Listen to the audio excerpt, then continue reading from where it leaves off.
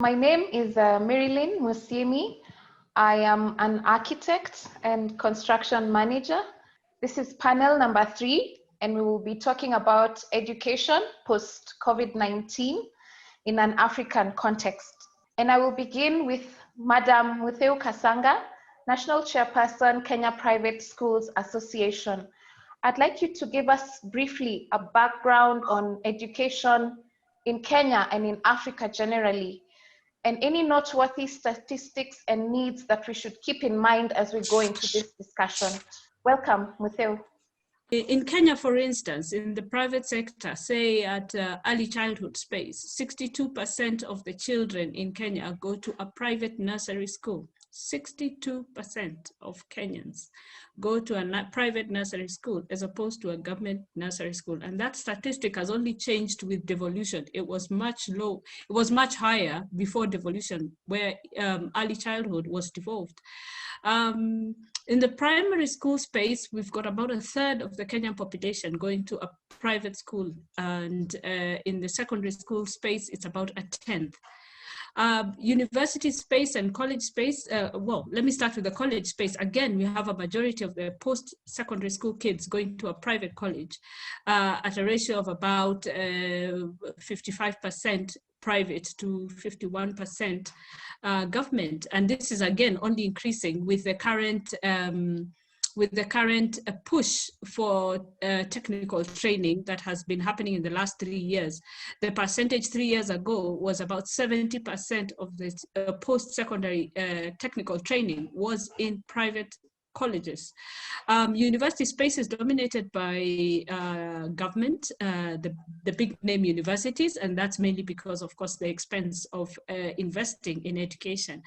The trend is sort of replicated across all Anglophone Africa, and I can pick on countries where where we have seen a burst of private sector education provision, which is almost always a reaction to lack of investment in public education.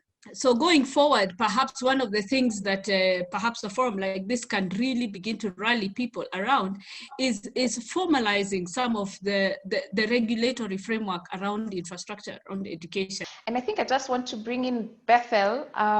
So a health perspective of just what does a space, an educational space, need to look like in terms of health. Bethel, welcome. Yeah, thanks. I think, yes, this pandemic has made clear that the importance of health when considering a space is not limited to healthcare settings. Education spaces are spaces of learning and exploration and growth, and they need to facilitate engagement at many different levels in different ways between many different people.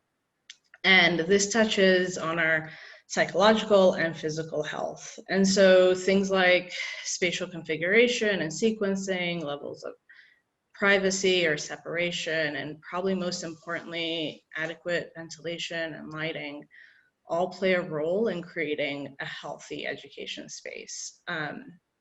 But more than just creating a healthy environment, I think we need to think about how we can create resilient spaces and resilient architecture. This pandemic has highlighted that most systems that run our communities are not very resilient or adaptable. And not just buildings or architecture, but as architects, our work does have the potential to protect or harm the communities we serve. And so we need to think about how the spaces we create continue to protect people through different circumstances. Thank you very much, Bethel. I'd like to bring in Chris into this discussion. Going beyond the spaces itself, when we go into the details, there's the materials that we use, the finishes and the fittings, and what we put together in our education spaces.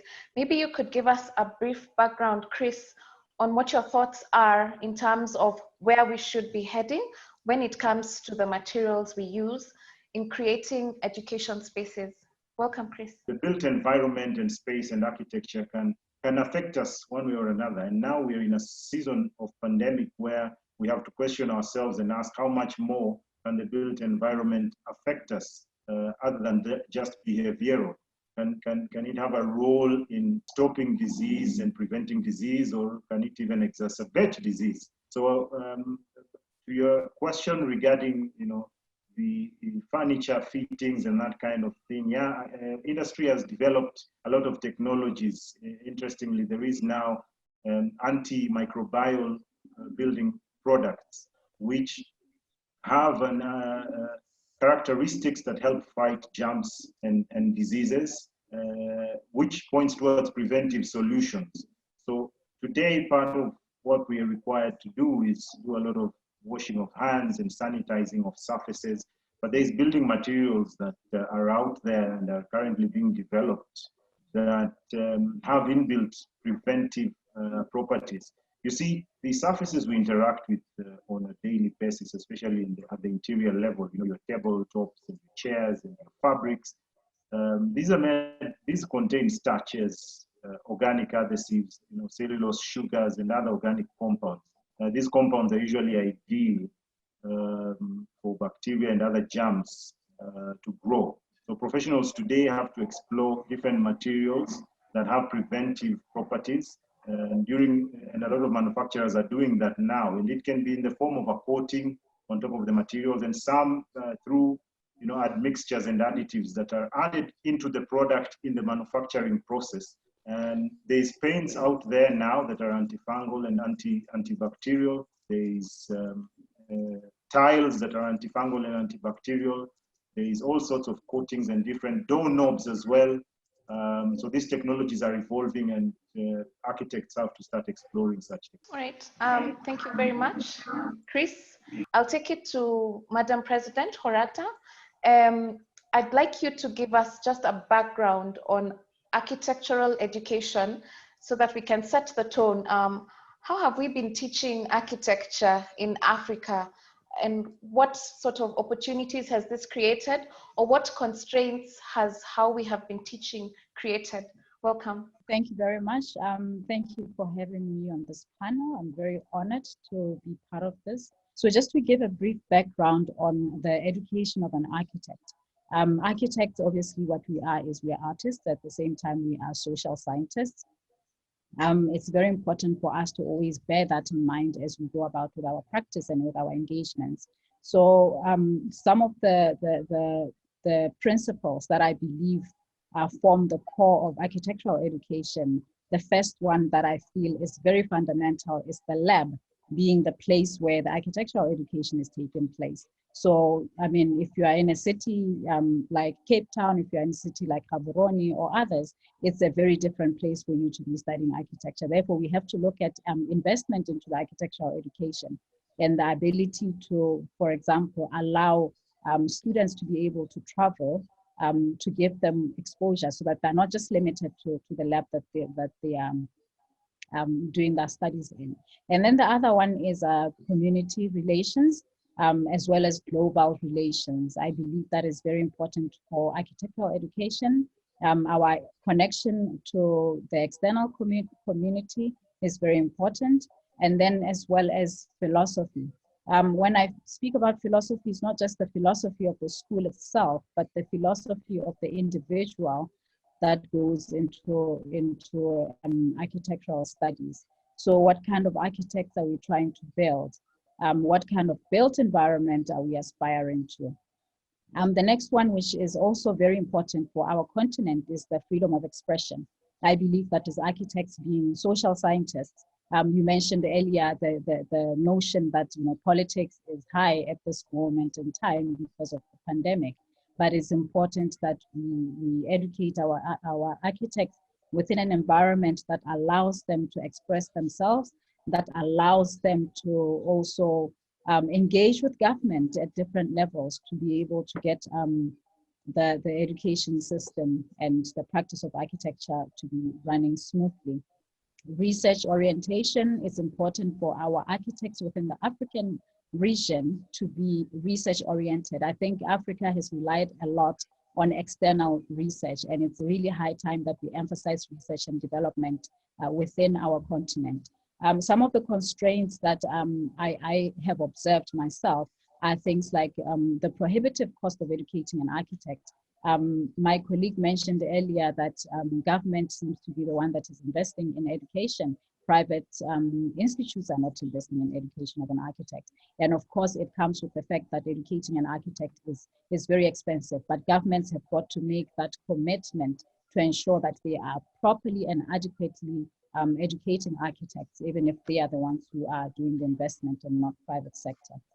Schools across the continent should be speaking to one another, should be adopting each other, where, for example, in Botswana, we have a young architectural school. A lot of us were educated outside the country, but let us build those linkages, let us adopt one another through our institutions, also through organizations such as the African Union for Architects, for which both Kenya and Botswana are members. So that is important for the education of an architect. I'll just take it back to Mutheu a bit and ask what has become apparent because of the pandemic in how we plan our schools. The one thing that, of course, the pandemic sort of has done is sort of spotlight the socioeconomic divide in education provision.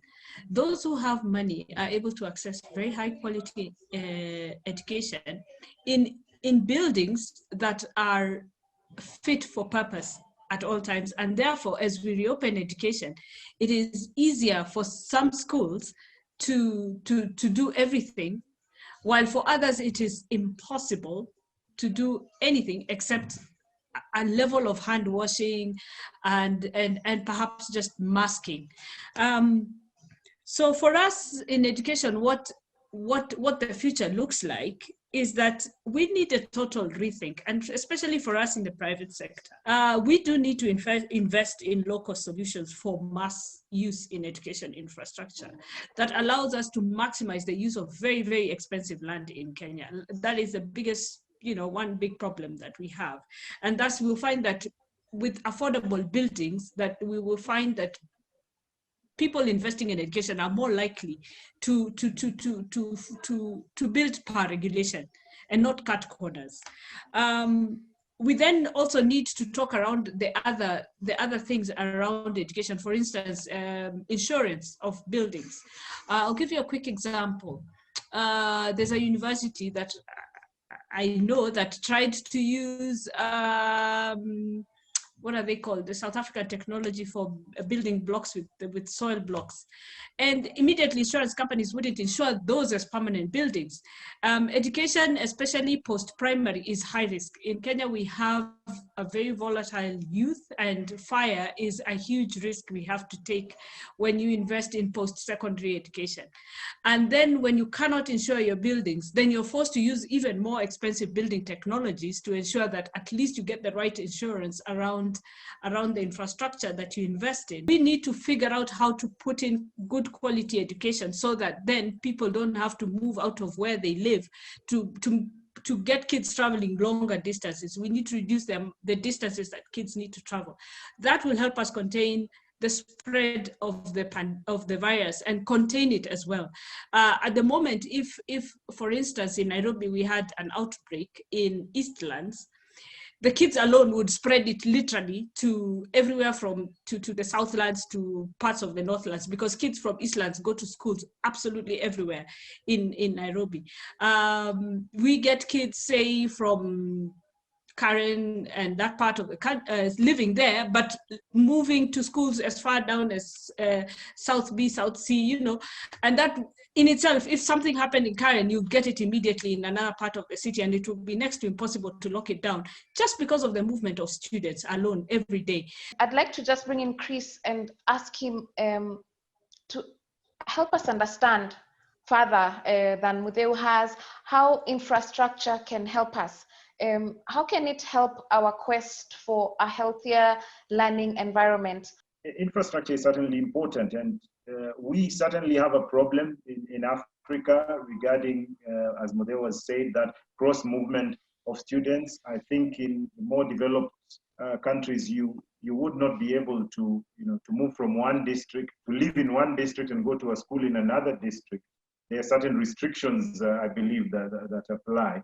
And if we develop our school infrastructure better here, we could have that. And then that could come in handy when it comes to controlling of a pandemic, because all these things that we saw happening across different countries, where you do an overall closure of an entire country, I think governments are now beginning to learn you have to probably do it from district level, even smaller levels before you get to the national level. So how can you do it at district level if students come out of a certain district and a certain region to move into another? Then you can't control a pandemic that way.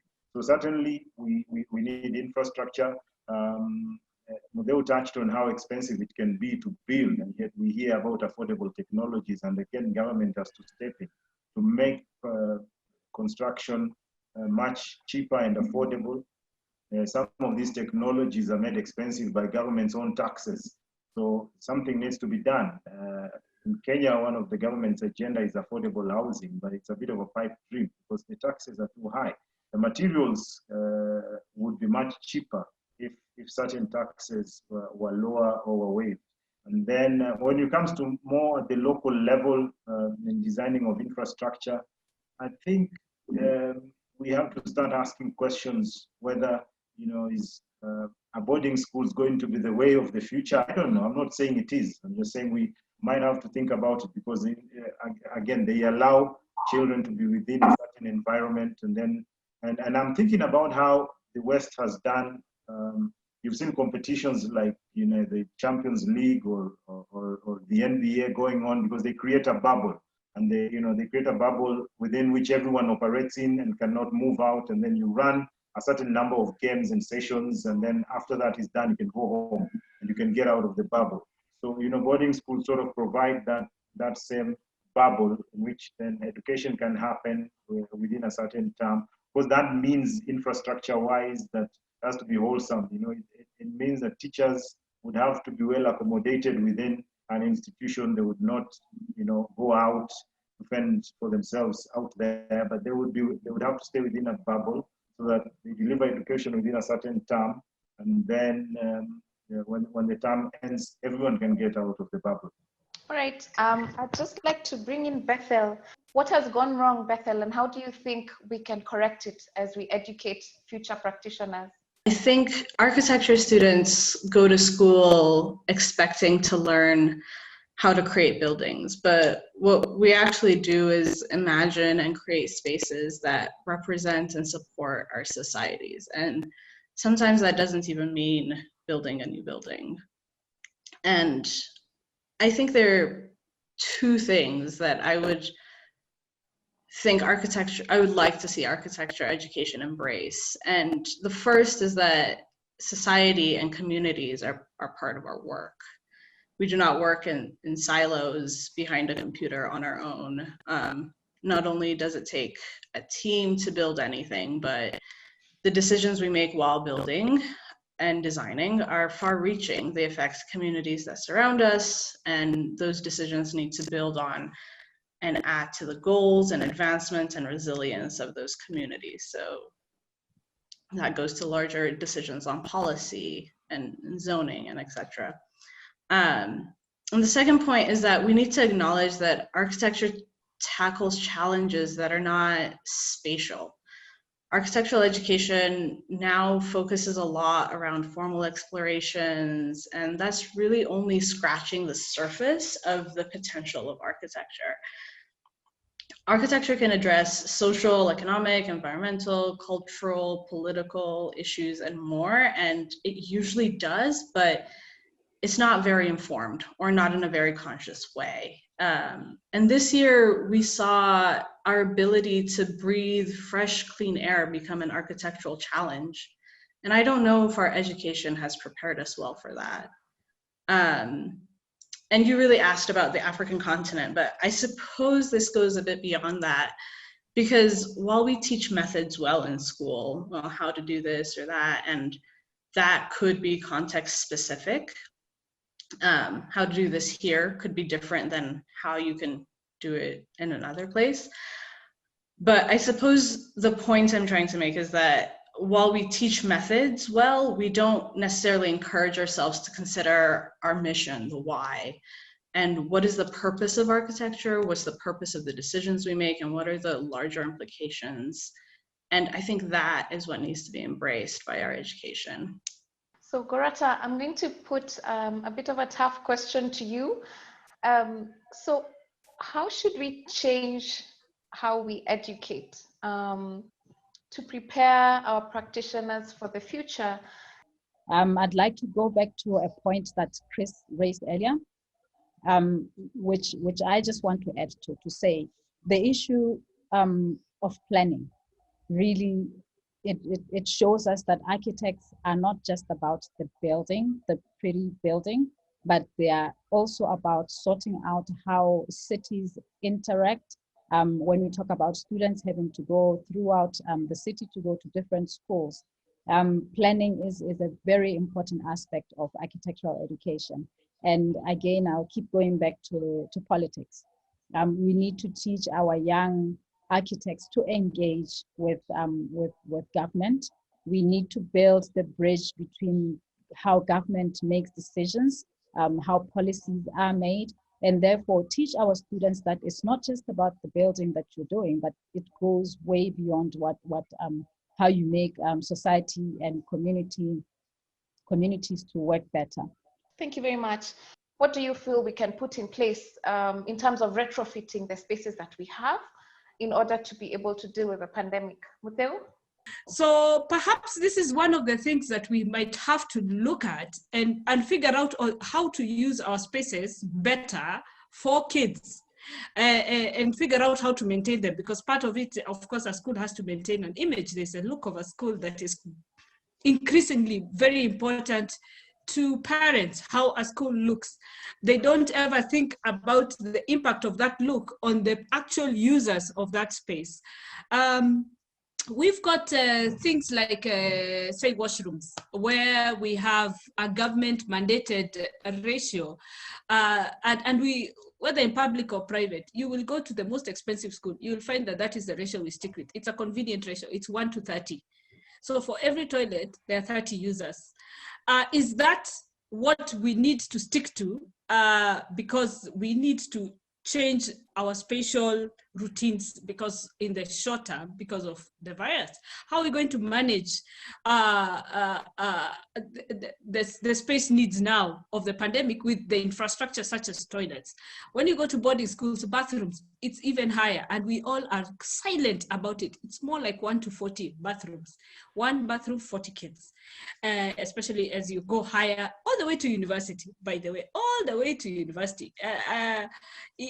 Though we have seen a change in the way university accommodation is panning out in Kenya, even though now that is biting us during the pandemic, we are seeing more and more universities doing outsourced accommodation, which is not fit for purpose. But in university accommodation, you find that the bathroom toilet ratio is so poor, it's ridiculous, and it's a silent, we know it, it's there, nobody deals with it. Going forward, this is an area where we need to look at our current setups and really adjust and retrofit things and increase those, reduce that ratio, make it 1 to 15 or something like that. It's expensive, but I think for the short term, this is the only way we're going to manage the spread of the virus, without forgetting that it's not all about just sitting at 1.5 meters or 1 meter in the classrooms. That's not it. There are other spaces where we are quite silent about, but looking at the next 5 years, we really need to have a look at. Thank you. Thank you, Mutheu. What sort of things do we create? Do we sort of teach our children implicitly through the environments that we create? And what can we do better? Mass started over 10 years ago working with Dr. Paul Farmer and Partners in Health on the Butaro District Hospital in northern Rwanda. And that was designing that hospital focused on health delivery and how can the building impact the health of its patients and how can it heal its patients. And the lessons that were learned from that hospital have informed the way we practice today across all sectors, including education. And so what we saw with that hospital was that the space has the ability to shape our behavior. And Chris mentioned this earlier a bit. we can see different reactions or transformations through occupying a space. And for the Butara Hospital, creating positive transformations came through providing patients with view to nature, creating spaces that were naturally ventilated and had adequate daylighting. Those were proved to have positive impact on the health of the users. But there are many different ways of creating positive, or for that matter, negative impacts on the health of users of a space, and it varies from context to context. So I guess the point is that we create impact, and we need to embrace that, and we really need to study the potential of our impact, because the biggest lesson we learned then was that architecture is not neutral. It hurts. And the question is really whether or not we should even be engaging in a practice that can consciously create spaces without studying the benefits or harms that can come from it. And how do we make this consideration a priority within our profession? So architecture is not neutral. Everything that we do has an impact. Being the proprietor of a school, and I think specifically kindergarten, because children at that age are very expressive. So what are the things that you've put in place that you can give us as practical examples of how the fittings, the inside of the building, the things that the children hold on to daily, that they touch, that they feel affect their learning? Chris? Yeah, that's a tough one. I don't know if anyone has answers for that. If I tie that into your question regarding children at kindergarten and how you can stop them from, getting together and hugging and going across the table, that's quite tricky. I mean, at the end of the day, it's a combination of factors. It has to be, different sorts of measures, not just the physical furniture in front of you. I mean, it starts from the protocols that an institution, as an institution, we have placed, right? From when you walk in through the door, the checking of temperature, and then the making sure that your first stop is at the hand washing station, where you must wash your hands with soap for a certain length of time. And then again, ensuring that you are not crowding and you're keeping social distance. And so it is that social distancing thing that we've then taken to the classroom, which has sort of taken us backward, because originally we would say that education has to be collaborative and children would have to work in groups, and you have these round tables and sort of furniture that brings children together in forms of groups. And now government is recommending that you have to isolate them, and so you go back to this cornrow sitting facing forward sort of thing. We are yet to know whether that'll stick, but perhaps furniture design will change. Today you walk into a meeting room and you find every other chair has a sticker written on it, "Do not sit." So perhaps meeting rooms and classrooms and furniture designs will be such that the chairs, even those that are joined together to form like benches, are designed to have placeholders where you cannot sit, so that you create the necessary social distancing. But then again, perhaps with these other measures that we have seen being put in place in the world of sports, where they create some sort of safe bubble, and then they're able to play the sport that they love, and at the end of it, you see them hug and shake hands at the end, because that's human. Because again, we should not perhaps push ourselves to a place where we stop being human and cut out interaction completely. I personally don't look forward for a future where we design all spaces and all furniture to make sure that we kill human interaction completely. So it's not something that perhaps we have an answer or something that we can resolve through furniture design or anything like that, but it's the all-encompassing methods that are recommended by the World Health Organization, right from try and keep some social distance, wash your hands and sanitize, monitor your temperature, your movement. Thank you very much, Chris. What can we take into the future? There are things that we've picked up now in education. For example, we're having all these webinars, we're having all these virtual learning. So what can we take forward to help us in our education?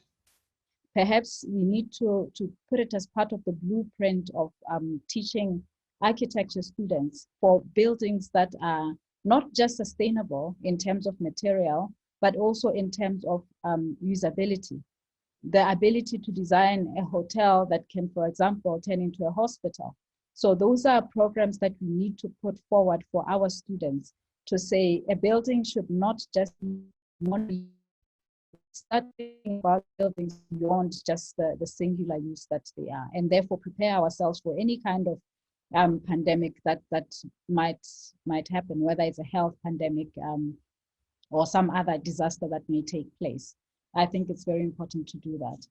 Also, my conviction that we need to get communities to interact with architects. Education of the architect needs to go beyond the architect themselves, but to educate the public as well. I find that our procurement methods, as I mentioned earlier, that disconnect between practice and education. Our disconnect also happens because when we start practicing as architects, we are now serving a different person from our professor that we were serving when we were in school. And we need to educate that client. The linkages between the schools and the public, whether it's through design competitions, for example, is how we can actually get to learn for architecture to be influenced by the reality of what is out there, what is working, what is not working, not what we believe should be out there. We must learn the lessons from the reality on the ground. An architect should be well-traveled. Part of architectural education should be to expose a student to all sorts of issues around the world, to different solutions around the world. So the internet basically places that in our hands. Virtual reality, one should be able to visit the cathedrals in France through virtual reality. One should be able to, engage with world-class architects, go through their buildings, they take you through their buildings as part of the architectural education, and therefore bridging that gap that requires investment that our governments don't have. Great, thank you very much. I think you're speaking Chris's language, gaming and avatars and virtual reality. I could see him just itching to say something. Chris, do you have a rejoinder? There's certainly something to be explored in that regard of virtual learning, gaming, that whole environment. And as it is right now, this pandemic has opened up an opportunity for virtual learning. For those who have access to gadgets and technology, kids have attended school online. And so perhaps the challenge is what would be the next step to make it more interactive and more interesting to children rather than just sitting in one spot and looking at the screen, which of course can get tiresome. So yeah, that is a challenge. And all these environments can be created by architects as well. Even if they are virtual environments, they can be created by architects. I'd like us to begin to wrap up because our time is coming to a close. And I'll just take your final comments. If there's something that you'd really have wanted to touch on and it wasn't brought out in this discussion, this is your opportunity to do so. And I'll begin with Mutheu very briefly. In Kenya, we are lucky, at least we have a reboot in the sense that we have a new curriculum that we are rolling out that seems to promise quite a bit on infrastructure, how we can rework our infrastructure to make our education less rigid, more collaborative, and thinking skills and problem solving aspects of an education system, more problem solving based education, PBL. And that gives us sort of like a reset button that can allow us to rework how our education spaces look like and how they can help children function without the teacher standing in front to lecture, sort of knowledge-seeking type of atmosphere. The vision is there, it's right. And if we can just sort of figure out ways of working around the policy issues, like Chris mentioned, the taxation regimes that just drive up the cost of things, I think in the next 5 years, we can be looking at a very different type of school in Kenya. Thank you very much. So we have the opportunity to reset. That is what I will take home with me. Bethel, Any final remarks? Yes, it's been so inspirational and enlightening to be a part of this conversation. I think our discussions around the opportunities that this has provided for us, and how, you know, in a lot of ways we all have felt a little bit more connected, and how as soon as the pandemic hit, we started reaching out and had access to people that were far away, and it felt like they were just as close as everybody else around us because we were so isolated. And I think going forward, exploring these opportunities, and there's a lot that comes through embracing technology, but also how to make that technology accessible for everyone, and make sure that everyone can start embracing these opportunities and finding those connections. All right, thank you very much. Madam President? I think the question that I have been asking myself ever since the pandemic started is basically how many African governments have engaged with built environment professionals to become part of that COVID-19 task forces, to become part of the task force. We have found very little engagement, I must say, on our end, but it happens because as architects, we haven't created the space for ourselves, or the space has been created for us, but I'd rather say we haven't created it for ourselves. I don't want to blame others, to actually stand up for planning injustices, for social injustices. We know that lawyers stand up for any civic injustice.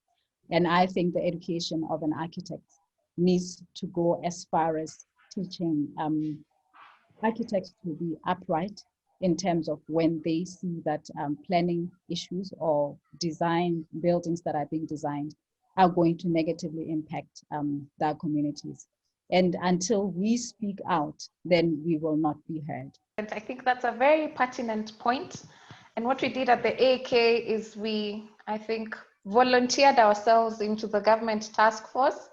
And so we've been assisting them even in the design of spaces, in the design of retrofitting of spaces to take care of casualties of the pandemic, and just giving them ideas to move forward with even as the pandemic evolves. And we also have now a task force on schools. So I think you're very right in being a politician, and it is a space that we need to all get into. So that is what we've been doing at the AK. And I think it has proven worthy of our time as professionals. Chris, last but not least, I'd like your closing remarks.